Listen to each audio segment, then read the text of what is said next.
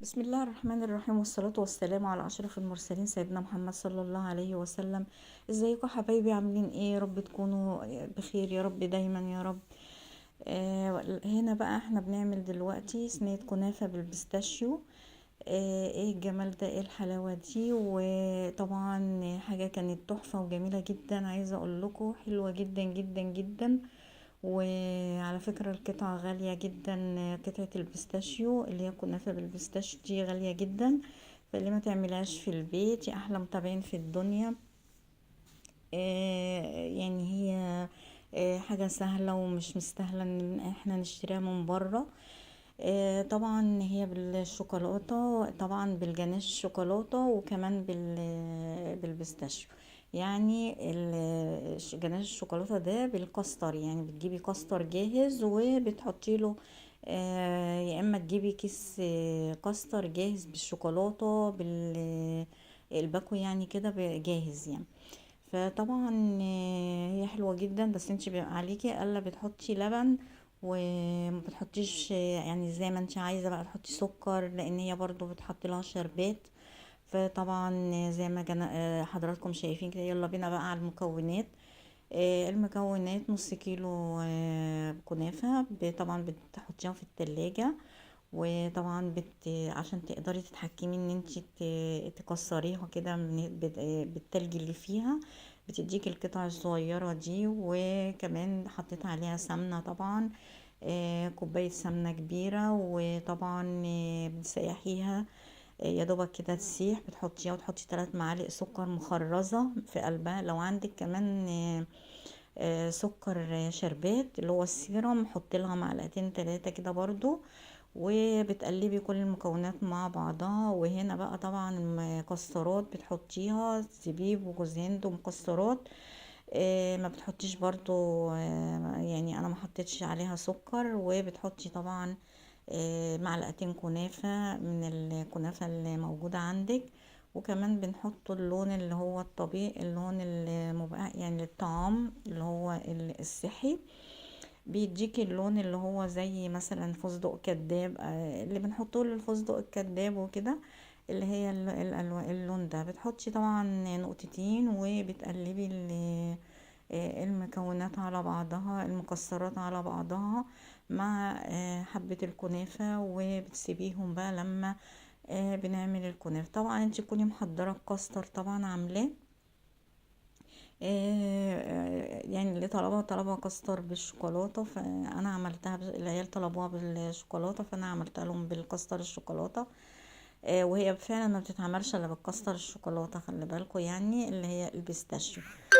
فطبعا احنا بنقسم طبعا هنا علشان تجيبي اللون اللي هو اللون الاخضر الحلو. عايزه اقول لكم ان يعني ان احنا عرفنا يعني ان هي بتتعمل بالبسله. طبعا ازاي يعني؟ يعني هعملها لهم، بس فانا استسهلت الموقف ان انا عملته باللون اللي هو اللون الطعام، اللي هو صحي. وعملته كانت تحفة تحفة، واديتها لون خرافي جدا، وكان ماشي مع يعني بصراحة كانت جميلة جدا. هنقسم الكنافة جزئين: جزء في الأول ان هو يعني يبقى في الأرضية، وده هنا الكاستر أنا عملته. طبعا أول حاجة تبدأي تعمليها الكاستر والشربات. علشان ايه؟ طبعا وزي ما انت عايزة بقى تعملي مثلا، لو عايزة تعملي سيرم مثلا كوبايتين مثلا سكر عليهم كوبايتين، كوباية ونص بقى كده تحطيها مية، وبتحطي لها فانيليا أو ليمون. وبتسيبيها طبعا على النار لحد ما تطلع رغاوة كده، ما تخليهاش تتخن، لان هي يعني احنا عايزينها ما تبقاش تخينة قوي. يعني عايزينها اللي هي تبقى شربات سايل كده حلو، خفيف. طبعا هنا كنت حطيت بقى طبعا الجزء الاولاني، ولازم تسدي الثغرات طبعا زي ما قلت قبل كده في الكنافة اللي قبل كده. انا عملتها بالكاستر الابيض، كانت جميلة جدا برضو. وطبعا لازم بتسدي ثغرات علشان الكاستر ما يطلعش من اي حتة، وتعملي جناب كده علشان الجزئين يتعملوا في بعض، يعني يلحموا في بعض كده.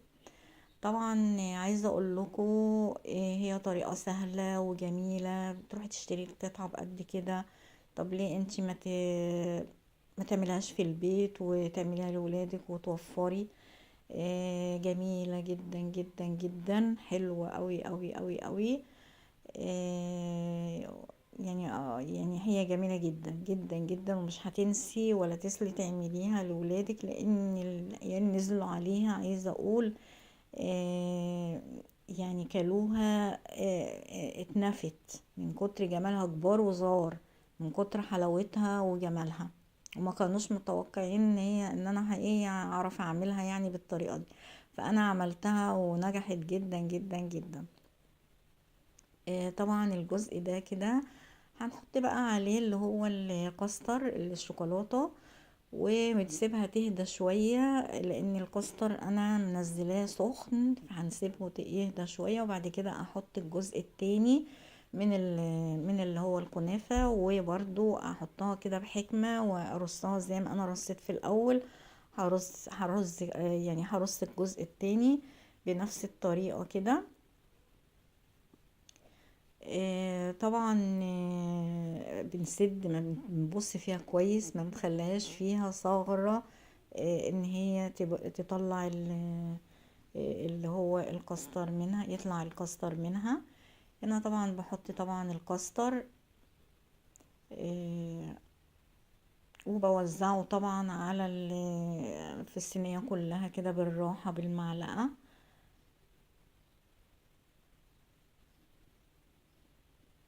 زي ما انتوا شايفين كده هو سخن خالص، المفروض ان هو بنسيبه يهدى، بس يا ايه انتوا عارفين الوقت كان ضيق ولازم ان انا اعملها واخلصها. طبعا هي ده من شغل برضو يعني رمضان وكده، فطبعا كان لازم قبل الفطار اكون مجهزاها يعني وخالصة. زي ما حضراتكم شايفين كده جمال البيستاشيو. هي اسمها طبعا كنافة بالبيستاشيو. حاجة تحفة، حاجة جميلة جميلة جميلة، طعم لا ينسى. طبعا عايزة اقول لكم حاجة، لو انتوا عايزين الكاستر تحطوا له سكر حطوا له، برضو هيدي طعم جميل واحلى. آه، انا يعني ايه سبتها للشربات، ان انا يعني السكر ان هو بيبقى محلي عشان ما يبقاش كله محلي، بس انتوا اعملوها برضو. جربوها برضو، حطوا للكاستر سكر، هتبقى حلوة قوي قوي قوي قوي. طبعا هنسيبها تهدى شوية تهدى شوية لحد البخار بتاعها ده ما يطلع خالص، ونبدأ بقى نحط الجزء ايه التاني. وزي ما انتوا شايفين كده انا بوزعها بظهر المعلقة كده بالراحة علشان تملى كل الصينية. هي على فكرة الصينية مش صغيرة، كبيرة. صينية كبيرة جدا، يعتبر صاج يعني مدور كده، وانا عملتها فيه. آه، كانت حلوة جدا جدا جدا. زي ما حضراتكم كده شايفين بندور الصاج كده زي ما انتوا شايفين، او الصينية، وبنملى كل الفراغات، بس ما بنجيبهاش للاخر علشان ما يبوظش من الجناب.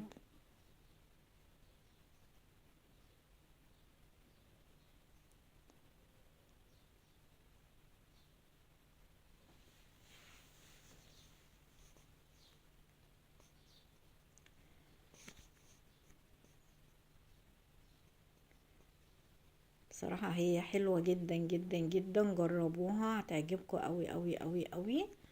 ولادكم هيفرحوا بيها بقى، دي بالبيستاشيو كده يعني، حاجة تحفة.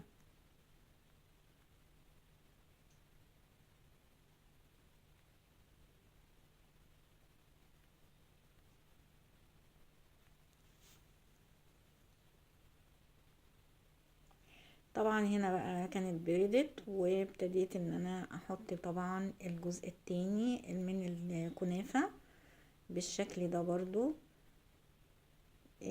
برضو بحيث ان الثغرات على فكرة حتى لو طلعت من الثغرات، يعني لو طلعت عملت ثغرات صغيرة، ما بتسيبيها تبرد. انت بتحط لها الشربات وبتسيبيها تبرد، بينزل لان اللي هو الكاستر ده بيتخن فبيجمد مع بعضه، فبتدي برضو ايه، ما بتبقاش باظة ولا اي حاجة، بتبقى حلوة جدا. زي ما حضراتكم شايفين حطيت البيستاشيو في الوش كده في الواجهة، وزي ما انت عايزة بقى بتحطي بسيط. انا حبيت ان انا احط كمية عندي يا دوبك كفة وش الصينية. زي ما انتوا حضراتكم شايفين هي طلعت كده من الفرن، شايفين حتى بيرد هنا في الصورة دي، هو بيرد وبصوا حتى يعني اتماسك مع بعض. هنا بقى طبعا كنت بقطعها، وتقطعي زي ما انت عايزة بالشكل الجميل ده،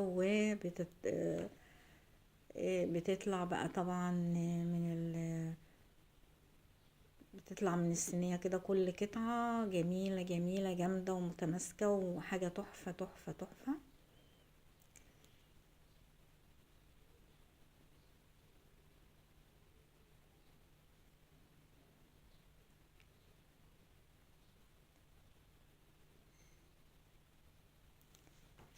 ايه رأيكم في الجمال ده؟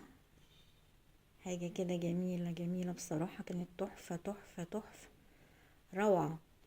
وبعدين غالية جدا يعني، عشان تجيبي القطعة بقد كده يعني، بتجيبيها من محلات الحلويات، ف او بتتباع بالكيلو، الكيلو غالي جدا. فليه انت ما تعمليهاش في البيت، وهي سهلة وبسيطة وكلها مكونات من البيت. هنا طبعا هنشوف لما نيجي بقى نقطعها كده، شايفين دي اول قطعة. بص بقى القطعة التانية،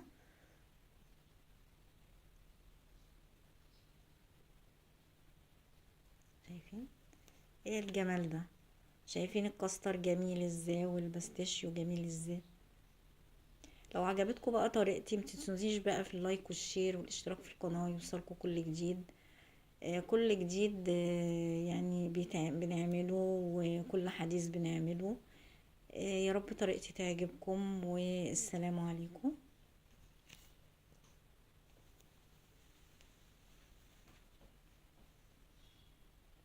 ودي كانت بقى طريقة الكنافة بالبيستاشيو، حاجة روعة، حاجة جميلة، والطعم أحلى وأحلى. والسلام عليكم.